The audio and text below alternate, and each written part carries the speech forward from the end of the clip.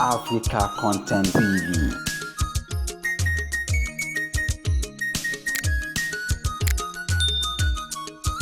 Bẹ́ẹ̀ ni tiẹ̀ rí ọmọ tó nírẹ̀lẹ̀ tó ní bọ̀wọ̀ àgbà ọbẹ̀ kí bàbá ẹ̀.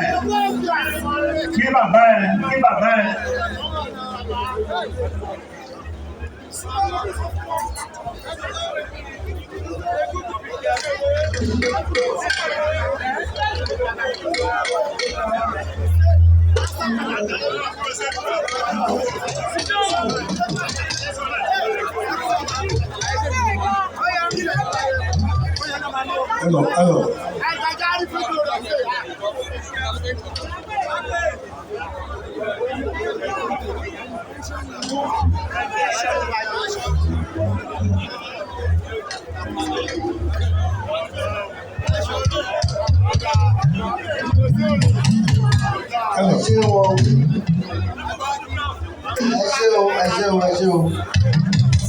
Obesere fúnra ẹ ṣeun.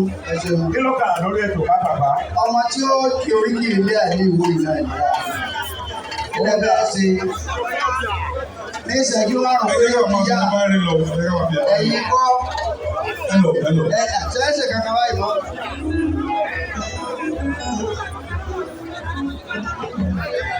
Obesere wá kí kọ̀mándà, ó wá kí bàbá ẹ̀.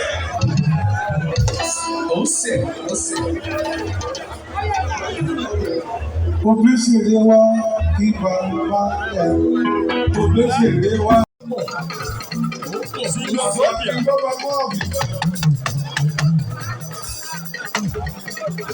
Agbábí ọ̀bùnbàdàn. Ọba tó wá Yorùbá.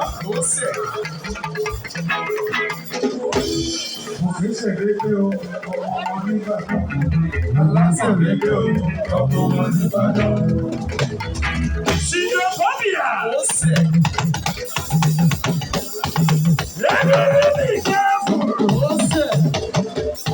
Abass ni Akande. Be careful. Akande pé ọmọ Oníbàdàn.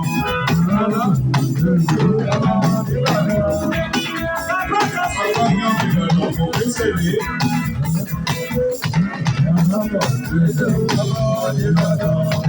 Agbábí ọ̀bìbàdàn, ọmọ fún àmì Yorùbá. Abass Obesere Akande.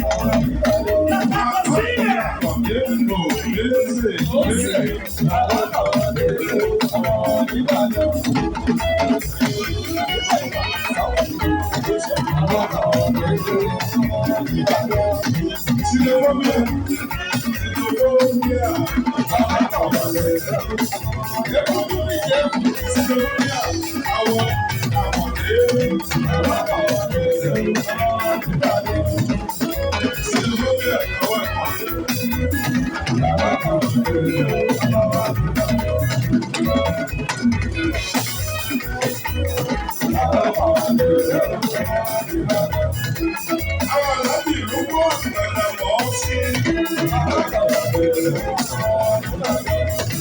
Àwọn aláàbì ló kọ́ ìgbàgbọ́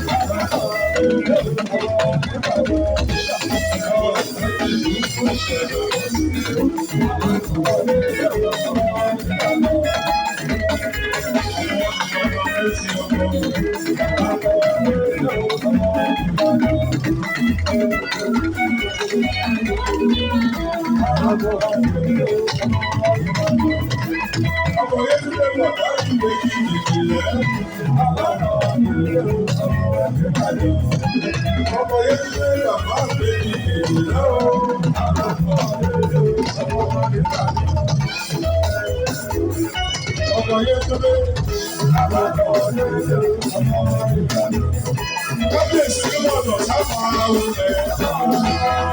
Kábíyèsí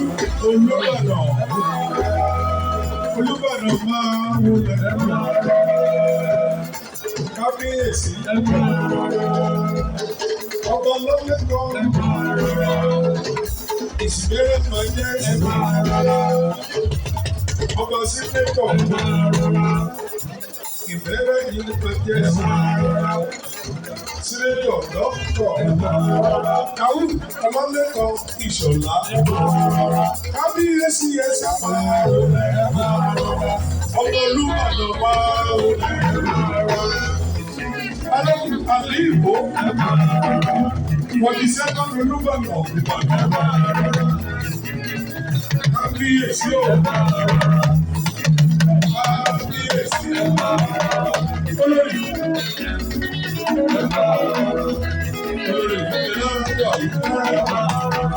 kábíyèsí ẹsẹ̀ máa wọlé àyíká yóò wọlé.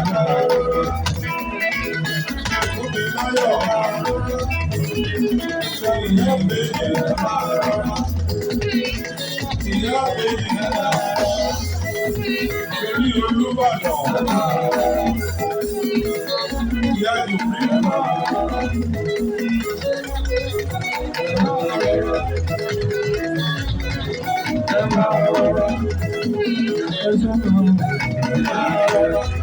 Olúbàdàn ẹsẹ̀ máa wọ ẹ̀. Ẹ̀sùn sẹ́yìn. Ìyá Yorùbá. Olúbàdàn.